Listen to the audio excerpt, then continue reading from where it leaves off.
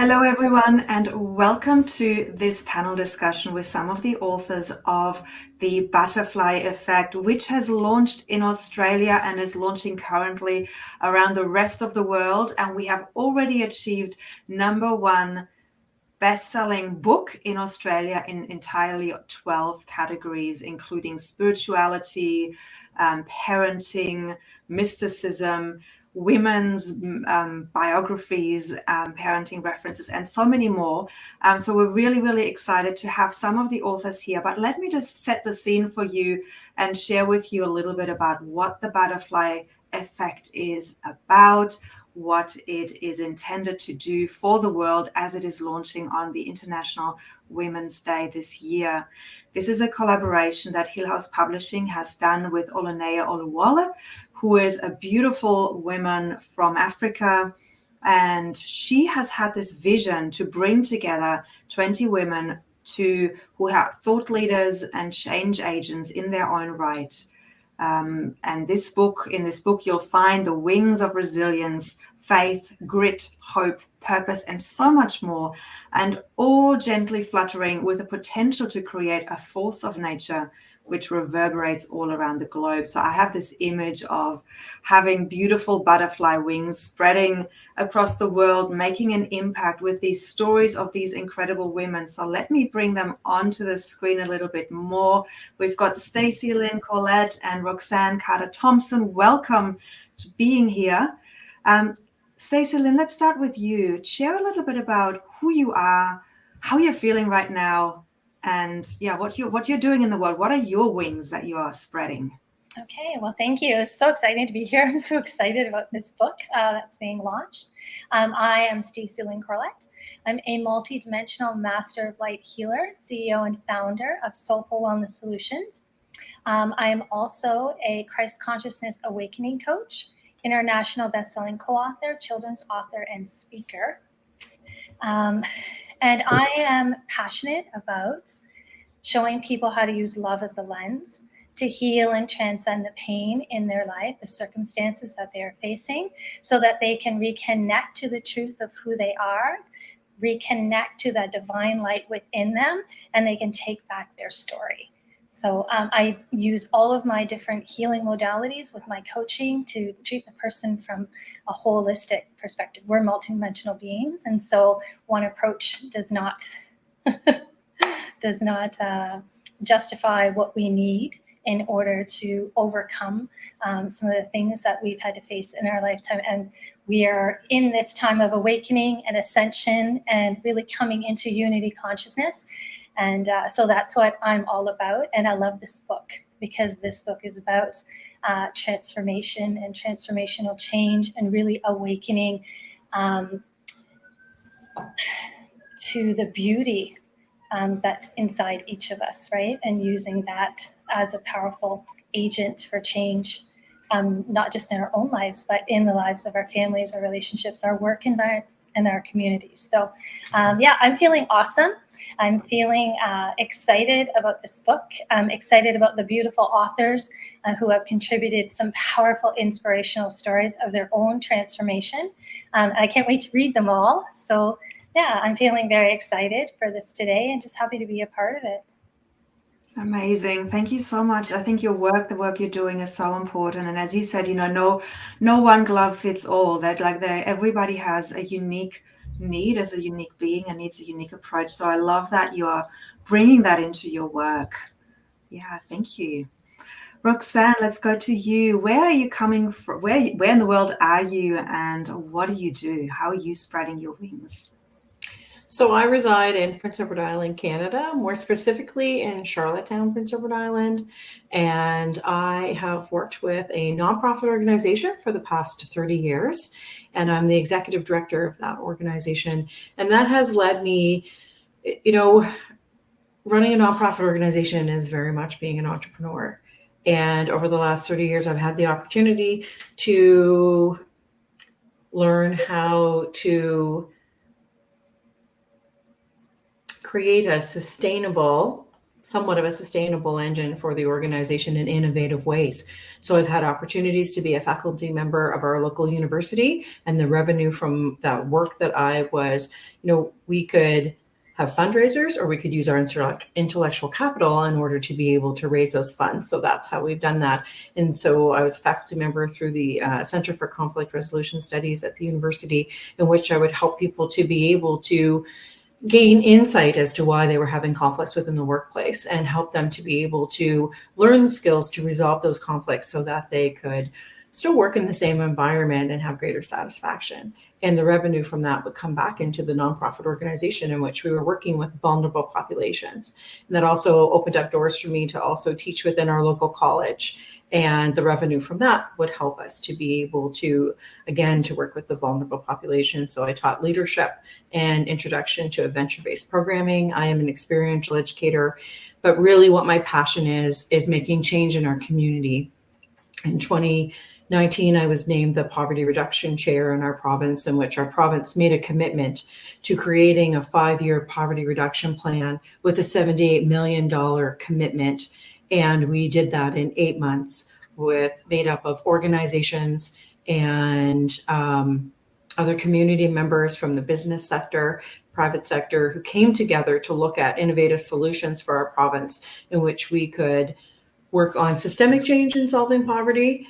And now with a new government, they have actually taken that plan and built on it, and have created a Poverty Elimination Act that it is embedded in legislation, and it really allows the work that we're doing. Our organization has changed a lot in the last couple of years. We were asked to take on our local community outreach center. I don't have to tell the two of you that homelessness is a huge issue all across the world. And in our small province of 170,000 people, we probably didn't think that we would see the day that we would have over 500 clients at a community outreach center, and 300 using that facility a month, and 100 a day using that facility. That might not sound like big numbers to where you're coming from in our province. Those are huge numbers. And there was a delegation of 14 of us that just went to Calgary to look at what innovative solutions we can bring back to our province. So we're really trying to make change one person at a time. And this is work that I'm passionate about. That is incredible work, and I already love the diversity of just the two things that you're doing. And there is so much more diversity. And I'm about to bring on Lana Ivanova, who is coming to us from Poland. So welcome, Lana, who again has another completely different angle and a completely different story, and works and serves humanity in a completely different way. So that's what I love about this book. There is so much diversity. We have a lot of women who are sharing stories about what it's like growing up in Africa, what it's like growing up across all the world. And what unites us really is our desire to create a better world, to make a bigger impact so that everyone can be their best life, can live without poverty, can live in peace within themselves. And so yeah, I love that. So Lana, welcome. I would love to hear from you where you're joining us from, and what you're doing in the world. How are you spreading your butterfly wings to make impact in this world? Hello, Crystal. Hello, Stacy, Lynn, and Roxanne. I'm happy to be here, first of all, and see you. And I'm joining from Warsaw, Poland. And here is where from I bring my piece, I bring my chapter, and I bring my flap of wings of butterfly. And what I'm trying to tell and what I'm trying to do, and also I revealed that in my chapter. I told the story of my personal crush, which was connected with the war, like open, full-scale part of the war between Russia and Ukraine, which are both my I can say, motherland countries. And at that situation, I lost myself. And although helping other people, I was not fully connected to what I truly can do to others, to use my talents, to use what I can do the best.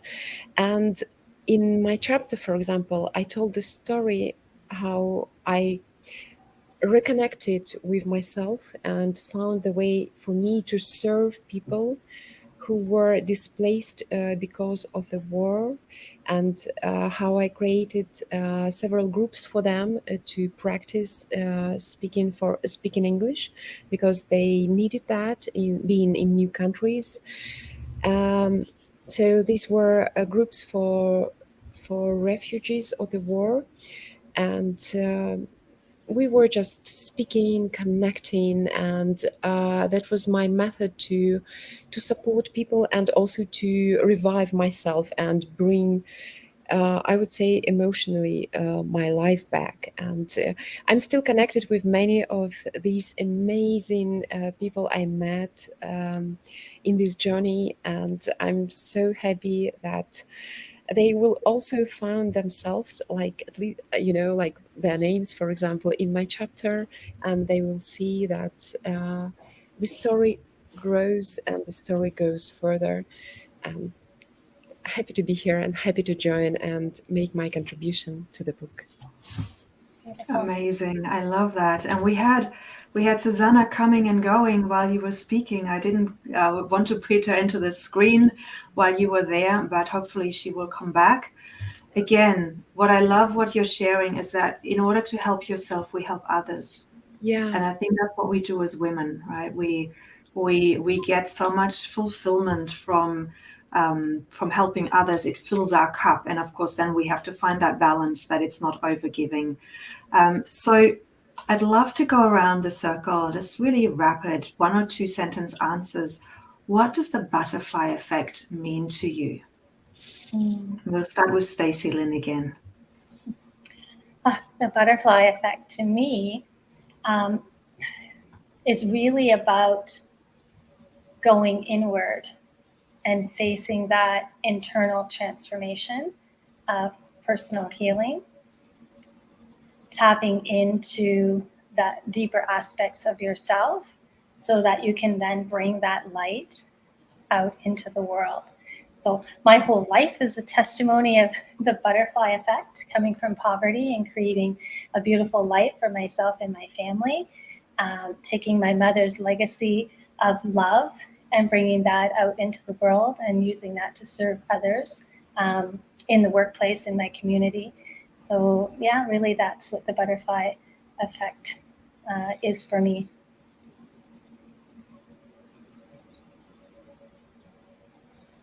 Thank you for that. That's a beautiful, beautiful example. Roxanne, what about you? For me, the butterfly effect is I really like the metaphor of when a butterfly flaps its wings, that it can be felt across the world. And I believe that our actions can make a difference, one person at a time. Yeah, I like that. Thank you. Yeah. Lana. Thank you, Crystal. For me, the butterfly effect is something proving that we are all interconnected. And for me, that is like a small drop can creating waves somewhere else. And overall, the energy which is going around the world, around our planet. And, so I recently discovered that the energy can be truly transferred for major, unbelievable distances, and that interconnection just blows my mind. And I think that is one of the sides of this effect.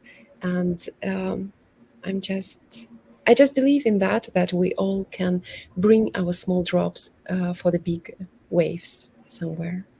Mm-hmm. Beautiful.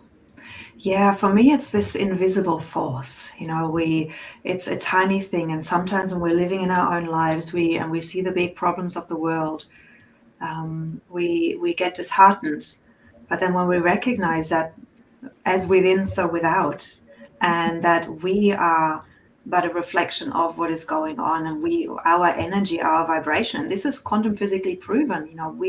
What we hold in our frequency has a massive impact on the planet, even if it is if it is imperceptible, just like the air that is being put in motion when a butterfly flatters its wings. So, the invitation to everyone listening is to really know that you are so much more powerful than you give yourself credit for.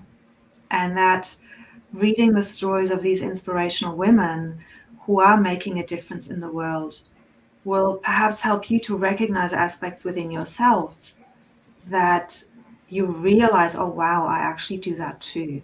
Or, oh, wow, I have come such a long way myself. Because when we read stories from other women, we actually don't read their stories, we read our own story. And that's what I love. That's how the symbiotic, the energy, the giving and receiving happens when we read somebody else's story. We look at our lives from a new angle through their experience. And that's why I love this work so much and sharing these stories. So Stacey Lynn, let's go to you answering the question about the intention that you have for the reader when they read your story, and perhaps go a little bit into what that is, so that it makes sense. I'd love to hear your intention for the reader. Okay, I wrote some of this out actually. I was thinking about this yesterday. So my intention is to use the book as a point of light to shift consciousness of women in general, to let them know that their voice matters, that the things they do to birth love into the world via their families, their relationships, their business, their communities, can really work to shift humanity away from duality, from separation, from fear, exclusion, and illusion, and towards love, truth, inclusion, unity, and personal empowerment. And so my story is called, I think it's being a point of living through the lens of love to be a point of light for others. And it's really about my mother's legacy. We grew up in poverty. My mother suffered greatly from mental illness, physical illness. But despite that, she had so much love to give.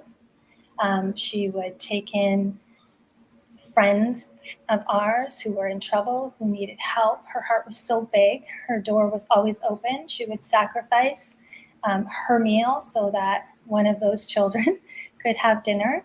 And she just taught me to look beyond what we are actually seeing and look deeper into the soul of the person, into the potential of the person who's right in front of you, and be able to respond in kind.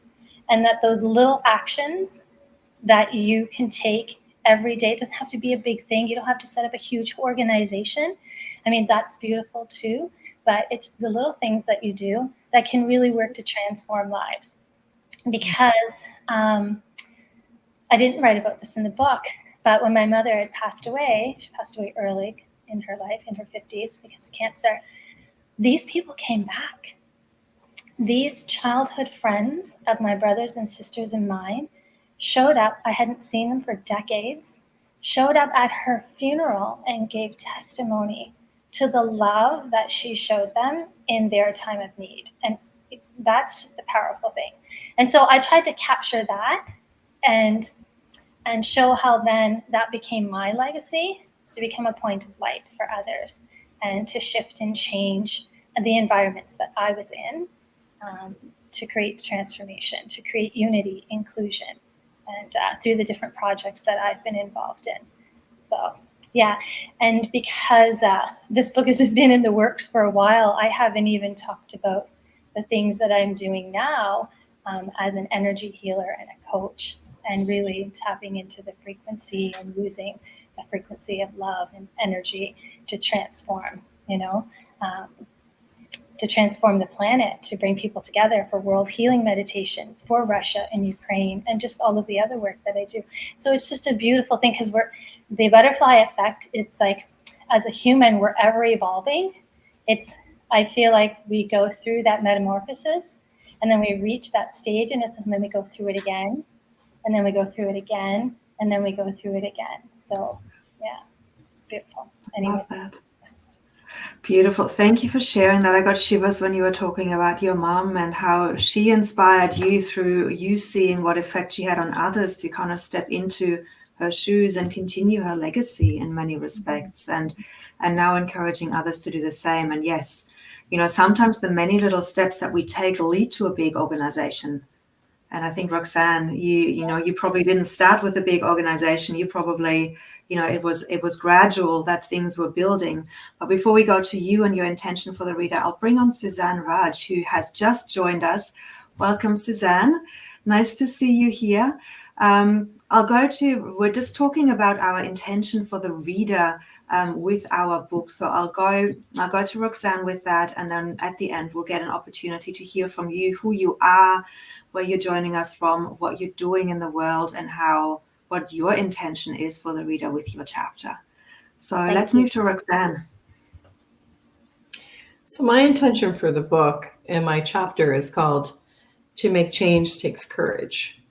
And my hope is that as people are reading some of my story, and my story started many years ago, back in 1993, when I found myself in a position that I had to make a decision for the safety of my child to become a single parent.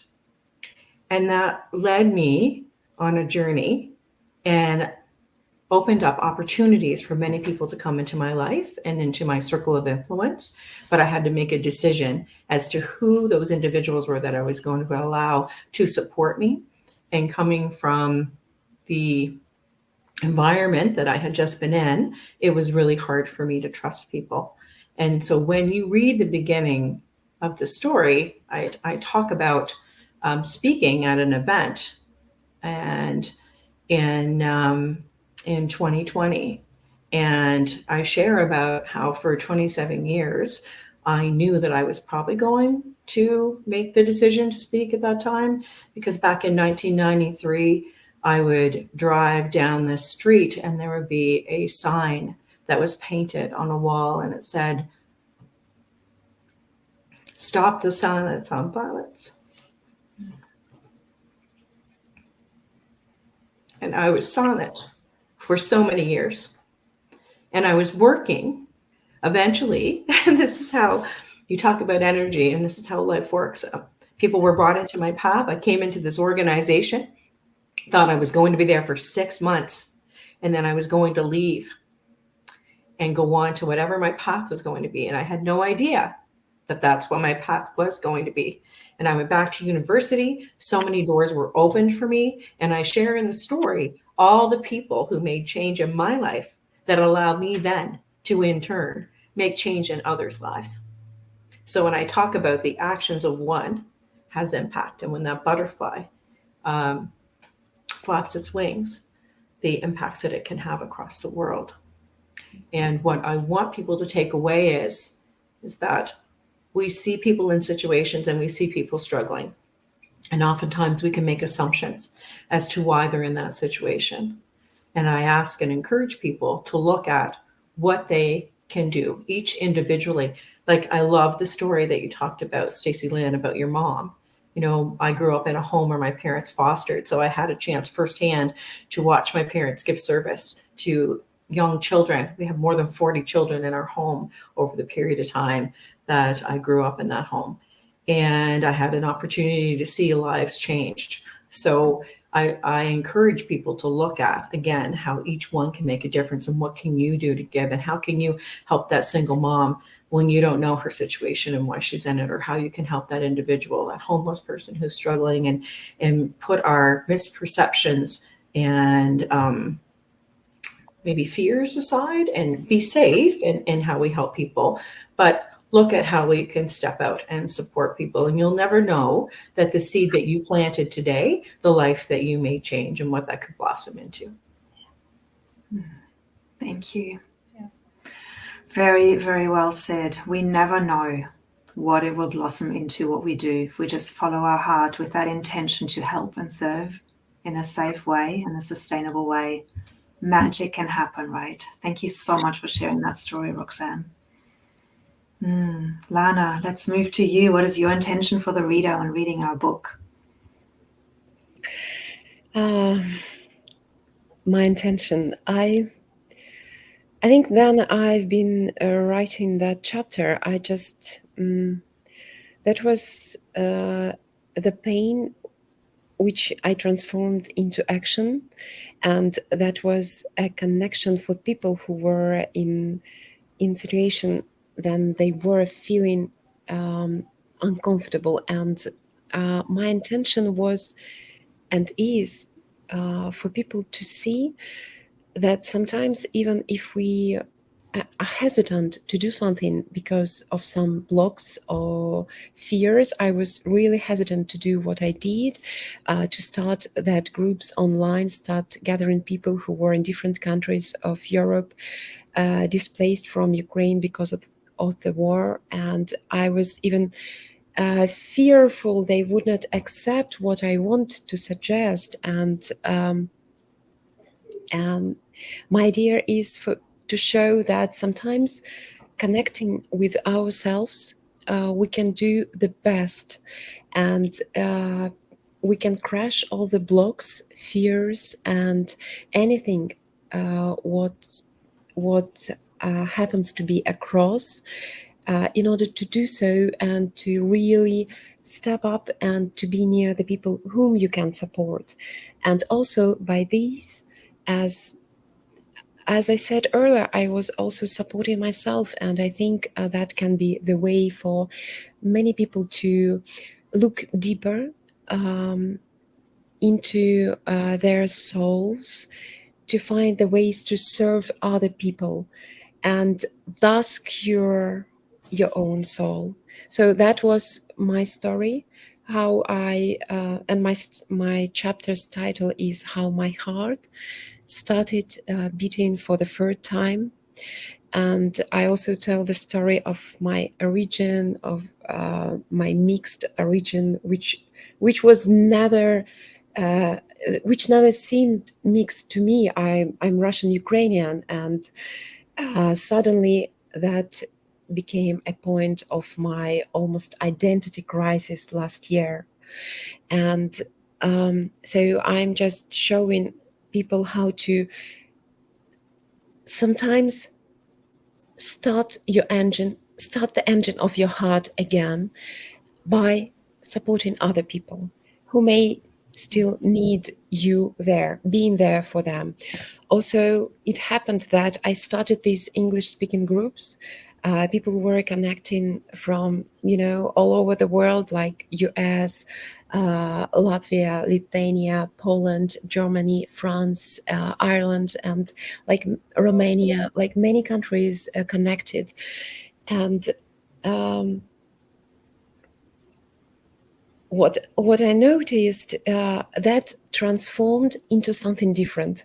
We started like groups, that was English Boost for Ukraine, and we started boosting their like speaking skills, but it ended as something a little bit magical, I would say, because there was amazing connection between, like human connection on a human level between all the participants, and we're still connected. Tomorrow I have a next group with my wonderful participants from several groups united, and we still keep that connections. And I see now that sometimes this is support for them across the next steps in their lives. They are still not back into their homeland. They cannot come back to Ukraine now. And this is like a group of support, and it started like something else. So you never know how this will turn out eventually, right? And this is the drop in the ocean, and this is flap of wings of butterfly. So, and my intention for people to see that this can happen. Yeah. Thank you. Thank you, Lana. Yeah, the power of community and facing your fear and doing it anyway. Beautiful. Susanna, welcome. Maybe in a nutshell, share with us where you're joining us from and what you're doing in the world, and then moving into your intention for the reader. I'm joining you from California. I usually say it's sunny California, but now that's no longer true. It's been cold here with lots of rain and, very gloomy. But I live in California in Mountain View, closer to Google and all the headquarters of the major tech companies. I am a startup founder, but previously I worked as a researcher, especially in human computer interactions and human emotions, training AI to see human emotions, understand human emotions, AI as an artificial intelligence. And then I moved into AI ethics and inclusive AI. So that's my background. I come from a unique background of studying psychology and studio arts and coming to work in tech. So, having no tech background at all, I came to work in technology, especially in the field of artificial intelligence. Other than that, my intention for the book when I was writing that chapter was to give people a sense of hope that no matter what unconventional path you come from, whether you had education or didn't have education, or you had any kind of struggle, it doesn't matter. You can still define your own constructs. You can still define your own path in life, and it doesn't have to be something that the world defines for you.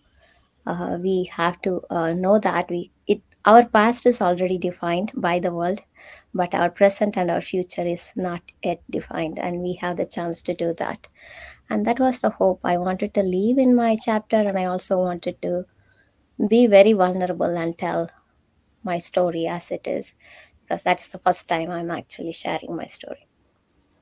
That's a big thing, isn't it? To sharing the story and being witnessed in that. And it's almost like bringing like what I'm finding sometimes when we're sharing our story for the first time, anything that we might have been ashamed of, it comes to the surface, it dissolves because now we're being witnessed. It can no longer, shame can only exist when it's hidden away. And so I find very often writing a story, or, previous authors have said that it just gives them a feeling of liberation and freedom and a greater sense of owning who they are, which then in turn gives more confidence and making an even bigger impact in the world. So it's like, through my intention for all of the authors of this book and for all of you, is that your wings will expand even further and become even bigger as we are continuing to share this book with the world and being witnessed and becoming the inspiration for those that are reading the chapters. Because when we see somebody else's struggle and where they are now, it gives us this window into a world that we often don't see. And I think, Roxanne, you mentioned that, not to judge somebody in their circumstances, and just the story behind that is what really connects us human to human, soul to soul. And so for all the readers, I invite you to go to that link that is displayed right now on the screen. Go grab your copy of our book by simply going there, click the country that you have your Amazon account on, and support these women by reading their stories, helping them become international best-selling authors. They're already they're already best-selling authors, #1 best-selling authors, all of you, which is exciting. So we're just looking to extend that now globally throughout all of the countries, and in turn really creating a powerful ripple effect of empowerment, of inspiration and hope for the reader. So thank you all so much for being here. Thank you for the work that you're doing in this world. And yeah, it's been a pleasure sharing this journey with you. And here's to all of our success. And may this book really spread its wings far